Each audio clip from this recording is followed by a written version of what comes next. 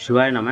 ஆற்காட்டிலேருந்து உங்கள் விஜய். இன்றைக்கி வந்து ஒரு விவசாய இடத்துல அழகான ஒரு சிவன் கோயிலை தாங்க பார்க்க போகிறோம். ஆமாங்க, சிவன் கோயில் இல்லை, இன்றைக்கி சிவன் மட்டும்தான் இருக்காருங்க. ஆமாங்க, இந்த சிவன் கோவில் இருக்கிற இடம் எங்கே இருக்குன்னா நம்ம பருதமலையிலேருந்து பேக் சைடில் இருக்குதுங்க. ஆமாங்க, ரொம்ப பழமையான சிவலிங்கம்.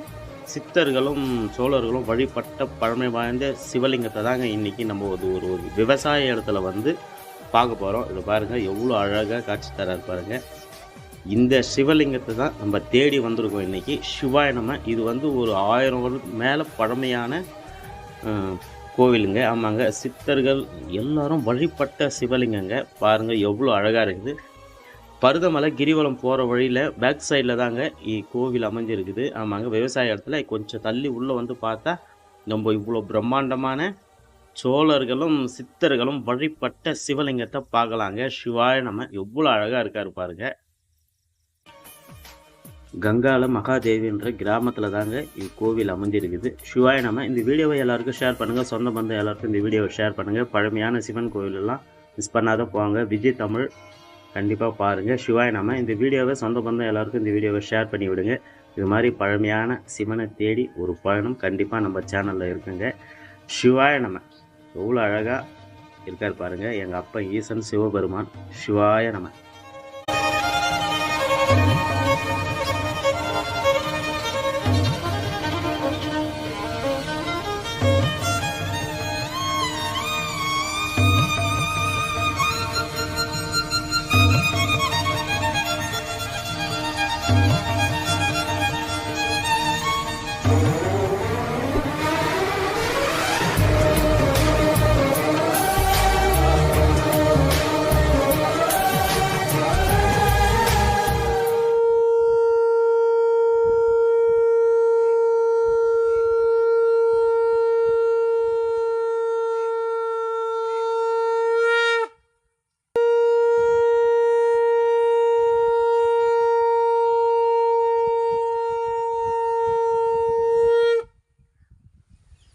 பார்த்தாவே தெரியும், நம்மளை சுற்றி எல்லாமே விவசாய இடம் தாங்க.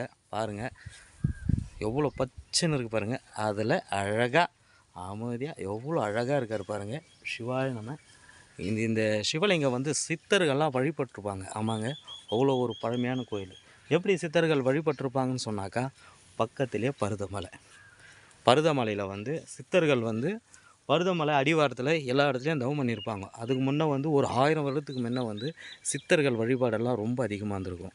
அவங்க வந்து இது மாதிரி ஒரு அழகான சின்ன சிவாலயம் இந்த இடத்துல இருந்திருக்குது.